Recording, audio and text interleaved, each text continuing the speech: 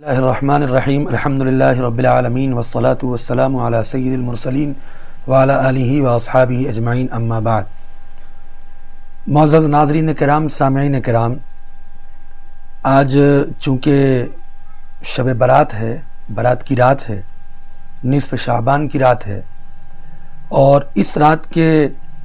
بہت سارے فضائل اور اس کے بعد جو کل آنے والا دن ہے اس دن روزہ رکھنے کے بہت سارے فضائل احادیث کے اندر منقول ہیں۔ کئی جلیل القدر صحابہ کرام رضوان اللہ تعالی علیہم اجمعین سے اس رات کے اور اس کے اگلے دن جو روزہ رکھنا ہے اس کے فضائل وارد ہوئے ہیں، جیسے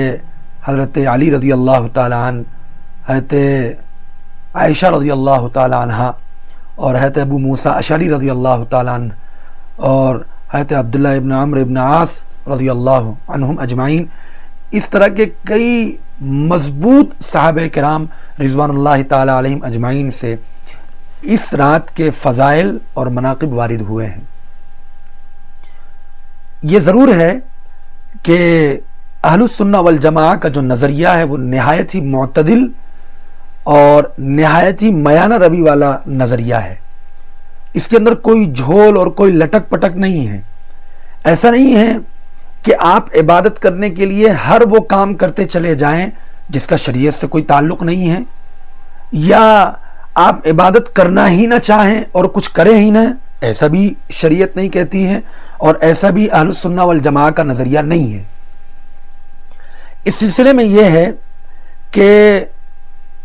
اس رات کے اندر جو عبادات وارد ہوئی ہیں ان عبادات کو کرنا یہ مستحب ہے۔ رات کو جاگنا، نوافل کا اہتمام کرنا، درود شریف پڑھنا، قرآن کریم کی تلاوت کرنا اور تسبیح پڑھنا اور اپنے گناہوں کی معافی مانگنا، یہ وہ چیزیں ہیں جو اس رات کے اندر مستحب ہیں، ضروری نہیں ہیں۔ اچھا، اس رات کے اندر عبادت کرنے کا کوئی خاص طریقہ شریعت کے طرف سے منقول نہیں ہے۔ ایسا نہیں ہے کہ آپ جائیں اور کوئی نئے نئے طریقے نکال کر لے آئیں، نئی نمازیں نکال کر لے آئیں، ان کے الگ الگ نام اپنی طرف سے رکھ لیں اور ان میں فلاں صورت اتنی تعداد میں پڑھنا ہے، اتنی مرتبہ پڑھنا ہے اور اس کا خوب اہتمام کرنا ہے، تمہارے سارے گناہ معاف ہو جائیں گے۔ شریعت کا ایسا کوئی حکم نہیں ہے۔ شریعت یہ کہتی ہے کہ اس کے اندر جتنی طاقت آپ کے اندر ہے، جتنی قدرت آپ کے اندر ہے، لا یکلف اللہ نفسا الا وسعها، آپ کی نفس کی جتنا آپ کا نفس مکلف ہے اتنی آپ عبادت کریں، اتنا آپ چاہے تو روزہ رکھیں اور چاہے تو نہ رکھیں، کوئی اس میں حرج کی بات نہیں ہے، لیکن اہتمام کریں، کیونکہ احادیث کے اندر جو باتیں وارد ہوئی ہے کہ حضور علیہ الصلاۃ والسلام شعبان کے مہینے میں روزہ رکھنے کا خاص اہتمام فرمایا کرتے تھے، تو ہمیں شعبان کے مہینے میں پورے شعبان کا روزہ رکھنے کی توفیق نہیں ہو رہی، اخیر عشرے کی روزہ رکھنے کی توفیق نہیں ہو رہی ہے، تو کم سے کم ہم یہ ایک روزہ تو رکھ لیں کہ اللہ رب العزت ہو سکتا ہے کہ اس کی وجہ سے ہماری بہت ساری چیزیں، ہماری رکاوٹیں، ہماری پریشانیاں، ہماری تکلیفیں دور ہو جائیں۔ اب کچھ لوگ یہ کہتے ہیں کہ اس رات کی کوئی فضیلت نہیں ہے، اس کی جتنی بھی روایتیں ہیں وہ ضعیف ہیں، اس کے اندر کوئی کام منقول نہیں ہے، اس کے اندر فلاں نہیں ہے، فلاں نہیں ہے، وغیرہ وغیرہ، اس طرح کی باتیں کرتے ہیں، اور اپنے آپ کو سلفی کہتے ہیں، کوئی اپنے آپ کو اہل حدیث کہتا ہے، اور کوئی نہ جانے کیا کیا کہتا ہے، اور یہ باور کرانے کی کوشش کرتے ہیں کہ اس رات کی کوئی روایت، اس رات کی کوئی فضیلت اور اس رات کے کوئی مناقب، اس کے اگلے دن روزہ رکھنے کی کوئی فضیلت وارد نہیں ہوئی۔ حالانکہ ایسا نہیں ہے۔ میں آپ کے سامنے ایک حوالہ پیش کروں گا اور اس کے بعد اپنی بات مختصر طور پر ختم کر دوں گا۔ میرے پاس یہ کتاب ہے جس کا نام ہے المدخل، ابن حاج رحمۃ اللہ علیہ جو مالکی تھے، اور 727 ہجری میں ان کی وفات ہوئی، یعنی یہ آج سے تقریباً 800 سال پہلے کے آدمی ہیں۔ 800 سال پہلے کا آدمی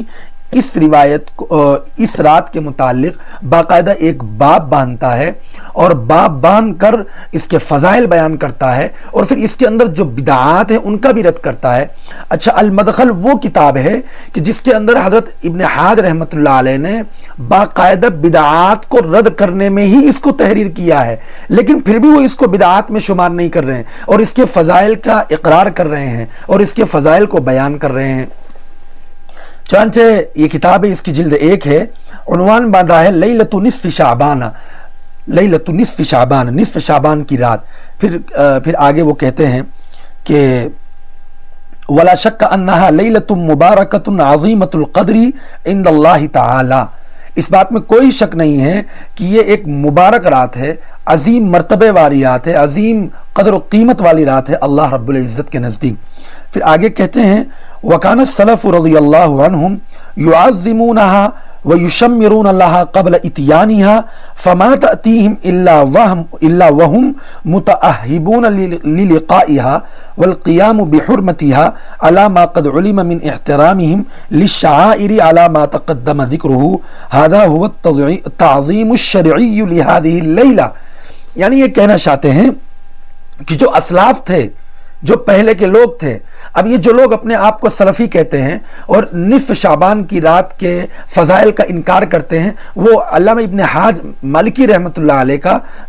کی اس بات کو غور سے پڑھیں اور اس کو سمجھنے کی کوشش کریں کہ اتنا بڑا آدمی ایسے تو کوئی بات نہیں کہہ دے گا جس نے بدعات کے رد میں کتابیں لکھی ہوں اور اس کتاب کو باقاعدہ بدعات کے رد میں لکھا ہو۔ وہ کیا کہہ رہے ہیں؟ فرماتے ہیں کہ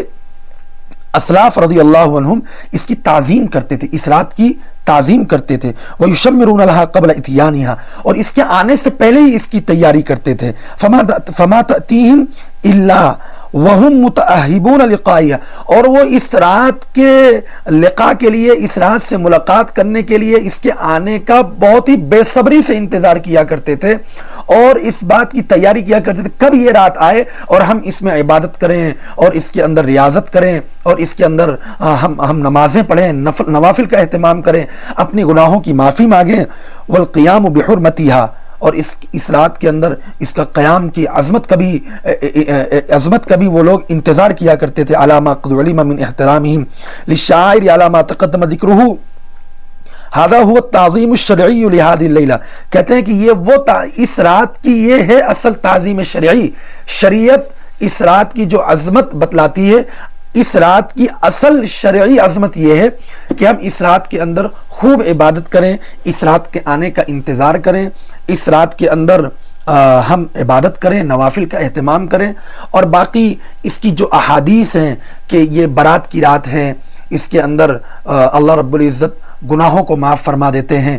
اور اللہ رب العزت اس رات کے اندر آسمان دنیا پر آپ آتے ہیں، خود تشریف لاتے ہیں اور اعلان کیا جاتا ہے کہ کوئی مانگنے والا ہے جو مانگے، کوئی مغفرت طلب کرنے والا ہے وہ مغفرت مانگے اور میں اس کو معاف کر دوں، الا مگر چند لوگ ہیں جو جس نے ناحق کسی کو قتل کیا ہو، جو قطع تعلق رشتہ توڑنے والا ہو، جس کے دل میں حسد اور بغض اور کینہ ہو، اور جو شرک کرنے والا ہو، ان کی اللہ رب العزت ان کو معاف نہیں فرماتے، باقی تمام کو معاف فرماتے ہیں۔ یہ وہ احادیث ہیں جو آپ علماء کرام کے بیانات میں اور آج کی رات میں بہت ساری جگہوں پر بیانات ہوں گے، ان کے اندر آپ سنیں گے۔ مجھے یہ مختصر سی بات علامہ ابن حاج رحمۃ اللہ علیہ کی جو ہے صاحب مدخل کی، ان کی آپ کے سامنے نقل کرنا تھی، جو میں نے آپ کے سامنے نقل کر دی، اور میں یہ گزارش کروں گا تمام مسلمانوں سے کہ اس رات کے اندر اس رات کی عظمت کو پہچانیں اور اس کی عبادت کریں اور اس کے اندر نوافل کا اہتمام کریں۔ آخری بات یہ ہے کہ مساجد کے اندر اس رات کو جمع ہونا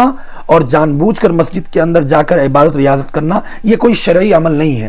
اگر عبادت کرنا ہے تو جتنا ہو سکے تنہائی اختیار کریں، تنہائی میں جا کر نماز پڑھیں، تنہائی میں جا کر نوافل پڑھیں، تنہائی میں جا کر عبادت کریں، تنہائی میں جا کر دعا مانگیں، تنہائی میں جا کر استغفار کریں۔ آپ کو مسجد کے اندر جا کر باقاعدہ اہتمام سے وہاں پر اجتماع کی شکل اختیار کرنا اور وہاں پر لوگوں کو جمع کرنا اور وہاں پر بیٹھ کر پھر گپ شپ کرنا اور دنیاوی باتیں کرنا یہ بالکل بھی درست نہیں ہے۔ اللہ رب العزت مجھے بھی اس کی عظمت و مرتبے کی جو ہے اور اس کی جو عظمت ہے اس کی عظمت ہمارے دل کے اندر پیدا فرمائے اور اس کے اندر عبادت اور ریاضت کی جو اہمیت ہے وہ بھی ہمارے دل میں پیدا فرمائے، اور اس رات کی جو اصل اہمیت ہے اہمیت کو مد نظر رکھتے ہوئے عبادت اور ریاضت کرنے کی توفیق نصیب فرمائے۔ وآخر دعوانا الحمدللہ رب العالمین، السلام علیکم ورحمۃ اللہ وبرکاتہ۔